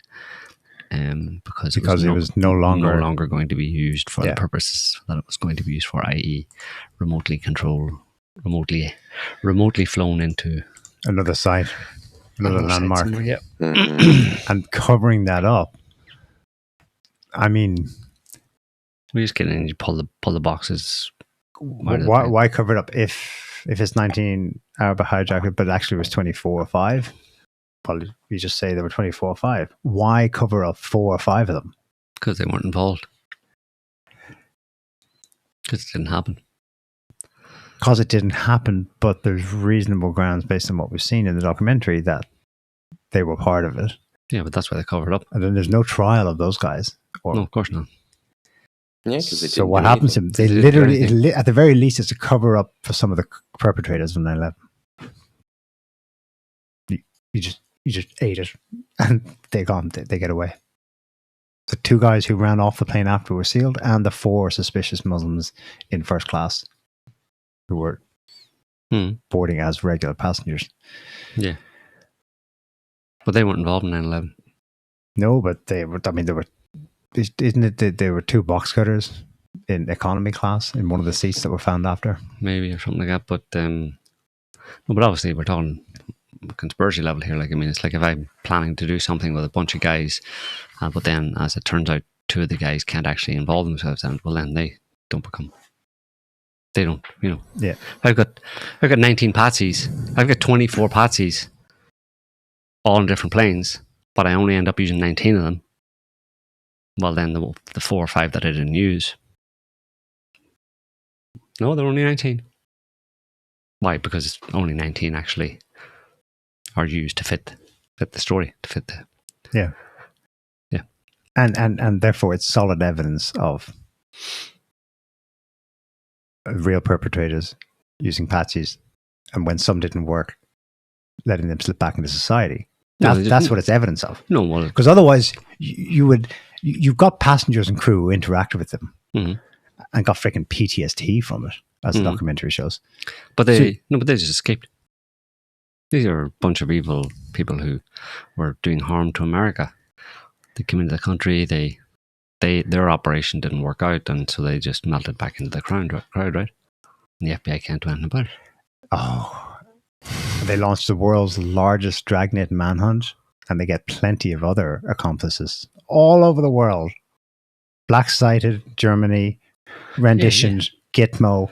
Wow. Eventually they have multiple trials. Musawi, all these other dipshits who were involved in some way or another. But these 4 are like... Well, they were good at getting away. Like the ones that got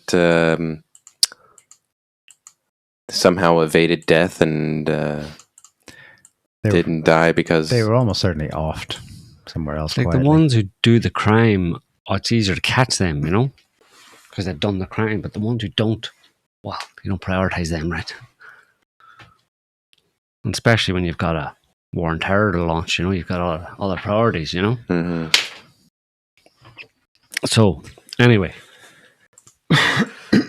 That's what's going on. That's what's up. That's what's up. Yes? Anything else? No, but next month. Next month? Well, next month is next week. It could all kick off in Ukraine again. Why? Poland warning its citizens to leave Russia.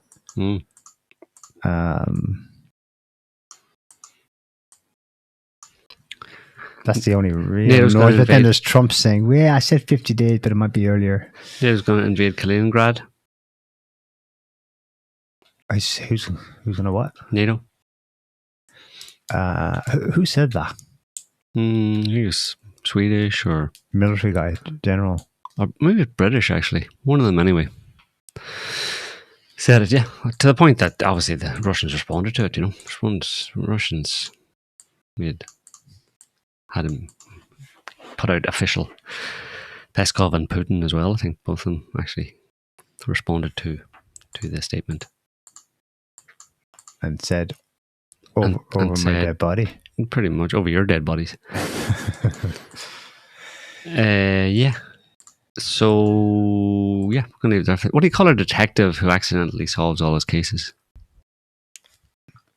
Accidentally? Sherlock Lucky. Holmes. I was close. I knew it was something to do with that. That was so good. Adams and ecstasy. Yeah. So on that hilarious note, we will leave it there for this week, folks. We hope you enjoyed the show. We'll be back next week with another one on whatever nonsense has been going on between now and then. So until then, have a good one. See ya. Thanks for watching. Bye all. Bye, guys. Can't stop the signal now.